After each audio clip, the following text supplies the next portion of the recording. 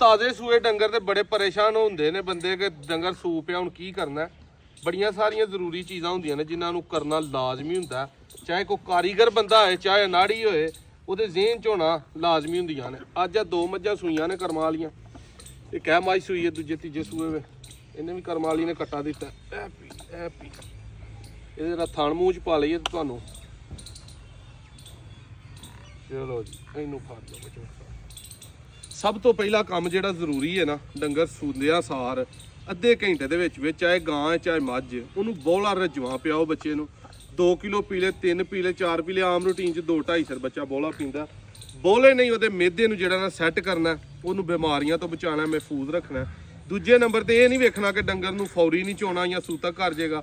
ਸੂਣ ਤੋਂ ਬਾਅਦ ਘੰਟੇ ਦੇ ਵਿੱਚ ਵੀ ਡੰਗਰ ਨੂੰ ਚੋ ਛੱਡੋ, ਠੀਕ ਹੈ। ਥੋੜੀਆਂ ਬਹੁਤੀਆਂ ਧਾਰਾਂ ਰਹਿਣ ਦਿਓ ਜਾਂ ਨਾ ਰਹਿਣ ਦਿਓ। ਕਰਮਾਂ ਵਾਲਿਆ ਇੱਧਰ ਆ, ਕੀ ਕਰਨਾ ਪਿਆ, ਕਿੱਥੇ ਜਾਣਾ ਜੀ, ਇੱਧਰ ਆ।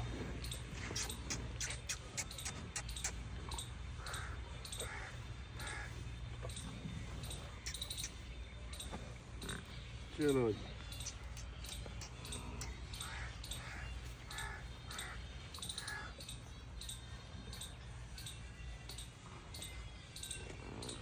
ਲੱਗ ਪਿਆ ਤੂੰ। ਬਸ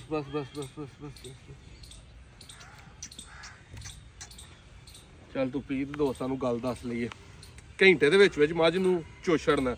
ਧਾਰਾਂ ਜਿਹੜੇ ਦੋਸਤ ਚਾਹੁੰਦੇ ਕਿ ਛੱਡਦੇ ਨੇ, ਉਹਦਾ ਕੋਈ ਇਤਰਾਜ਼ ਵੀ ਨਹੀਂ ਤੇ ਛੱਡ ਵੀ ਦੇਣੀਆਂ ਚਾਹੀਦੀਆਂ ਨੇ, ਲੇਕਿਨ ਅਸੀਂ ਨਿਚੋੜ ਕੇ ਚੋ ਛੱਡਦੇ ਹਾਂ। ਸੂਤਕ ਵਾਲਾ ਜਿਹੜਾ ਮਸਲਾ, ਕੋਈ ਲਿੱਸਾ ਡੰਗਰ ਹੋਏ ਜਿਵੇਂ ਦਾ ਇਹ, ਉਹਨੂੰ ਹੁੰਦੀ ਹੈ ਚਾਂਸ। ਉਹ ਹੁਣ ਮੱਝ ਸੂਈ ਹੈ, ਇੰਜ ਦੀ ਮੱਝ ਨੂੰ ਸੂਤਕ ਵਾਲਾ ਅੱਲਾ ਰਹਿਮ ਕਰੇ, ਕੋਈ ਕਿਸੇ ਤਰ੍ਹਾਂ ਦਾ ਮਸਲਾ ਨਹੀਂ ਹੁੰਦਾ। ਇਹ ਚੋਛੜੀ ਹੈ, ਇਹਨੇ ਘਟਾ ਦਿੱਤਾ ਸਾਰੀ ਨਿਚੋੜ ਕੇ।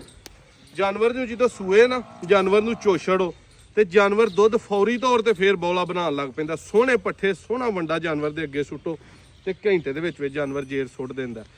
ਜੇ ਜਾਨਵਰ ਜੇਰ ਫਰਜ਼ ਕਰ ਲਓ ਨਹੀਂ ਸੁੱਟਦਾ, ਉਹਨੂੰ ਆਕਸੀਟੋਸਿਨ 6 ਤੋਂ 7 cc ਟੀਕਾ ਜਿਹੜਾ ਨਾ ਉਹ ਲਾਓ, ਚਾਹੇ ਮੱਝ ਹੈ ਚਾਹੇ ਗਾਂ ਹੈ। ਫਿਰ ਘੰਟੇ ਦੇ ਵਿੱਚ ਜਾਨਵਰ ਸੁੱਟ ਦਿੰਦਾ। ਨਹੀਂ ਸੁੱਟਦਾ ਫਿਰ ਉਹਨੂੰ ਕੋਈ ਕਿਲੋ ਗੁੜ ਲਵੋ, ਕੋਈ ਕਿਲੋ ਗੰਢੇ ਲਵੋ, ਉਹਨੂੰ ਫੌਰੀ ਤੌਰ ਤੇ ਦਿਓ। ਵਿੱਚ ਡਿਸਪਰੀਨ ਦੀਆਂ ਗੋਲੀਆਂ 10 ਪਾ ਲਓ। ਉਸ ਤੋਂ ਬਾਅਦ ਫਿਰ 99% ਜਾਨਵਰ ਜਿਹੜਾ ਨਾ ਉਹ ਜੇਰ ਸੁੱਟ ਲੈਂਦਾ ਜੇ ਵੰਡਾ ਪੱਠੇ ਰੱਜ ਕੇ ਖਾਏ ਤੇ। ਬਾਕੀ ਜਿਹੜਾ ਉਹ ਜੇਰ ਕਰਮ ਵਾਲੀ ਨੇ ਸੁੱਟ ਛੜੀ ਹੈ। ਤਕਰੀਬਨ ਇਹਨੂੰ ਜਿਹੜਾ ਨਾ ਉਹ ਘੰਟਾ ਹੋਇਆ ਸੂਈ ਨੂੰ। ਬੜੀ ਮੱਝ ਬਣੀ ਹੈ ਕਰਮ ਵਾਲੀ, ਠੀਕ ਹੈ। ਆਇਆ ਸੋਹਣਿਆ, ਇੱਧਰ ਐ ਫਿਰ ਤੁਰ ਕੇ ਵੀ ਆ ਕੇ ਤੂੰ ਚੁੰਗਣਾ। ਚਲੋ ਜੀ, ਜਿਹੜਾ ਬੱਚਾ ਨਾ ਪੀਏ ਹੱਥ ਤੇ ਲਾ ਕੇ ਸੋਹਣਾ ਬੜਾ ਉਹਦੇ ਮੂੰਹ ਦੇ ਵਿੱਚ ਪਾਓ, ਉਹਨੂੰ ਫਿਰ ਸਵਾਦ ਪੈ ਜਾਂਦਾ, ਫਿਰ ਬੱਚਾ ਚੁੰਗਦਾ। ਤੇ ਜਿਹੜੀ ਰੂਟੀਨ 24 ਘੰਟਿਆਂ ਦੀ ਹੈ ਨਾ, ਉਹ ਮੱਝ ਨੂੰ ਜੇ ਗਰਮੀ ਹੈ ਤੇ ਪੱਖੇ ਥੱਲੇ ਬੰਨੋ, ਜੇ ਸਰਦੀ ਹੈ ਤੇ ਜਾਂ